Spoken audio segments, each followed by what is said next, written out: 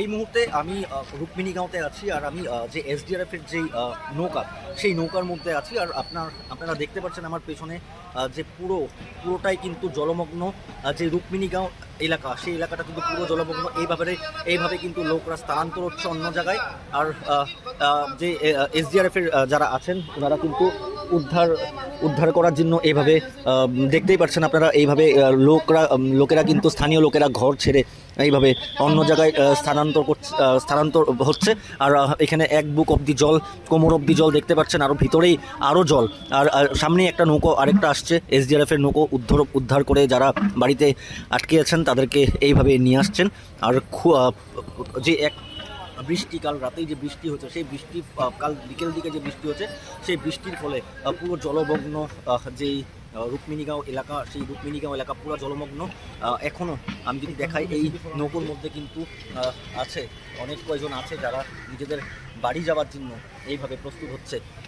আর আমি যদি আরেকটু দেখাই, এইভাবে উনি বাড়ির থেকে বের হয়ে আসছেন, এইভাবে এক বুক অব্দি জল। আর যদি ভিতরে যাই সেখানে এক বুক অব্দি জল। আর এইভাবে এই রুক্মিণীগাঁওর যে ছবি আমি একটু দেখাবার চেষ্টা করছি নিউজ লাইভ বাংলার দর্শকদেরকে।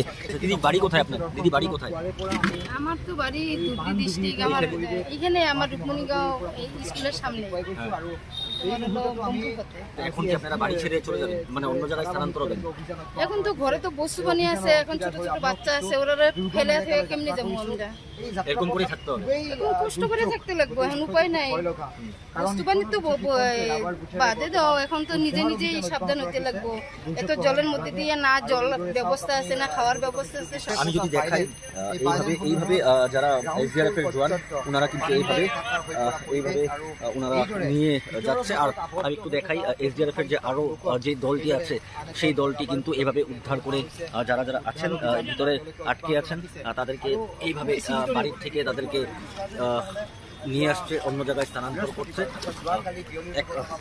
যে পরিবেশ, সেই পরিবেশটা আমি দেখাবার চেষ্টা করছি। এই মুহূর্তে রুক্মিণীগাঁও থেকে এসডিআরএফ এর যে নৌকা, সেই নৌকায় আমিও উপস্থিত আছি। আর এই নৌকা করে আমরা দেখুন, আমি দেখাই, এই যে মন্দির, এই মন্দির মনসা দেবী মন্দির পুরো কিন্তু জলের তলায় দেখা যাচ্ছে। এখানে যে অ্যাপার্টমেন্টগুলো আছে, সেই অ্যাপার্টমেন্টগুলো পুরো জলের তলায়।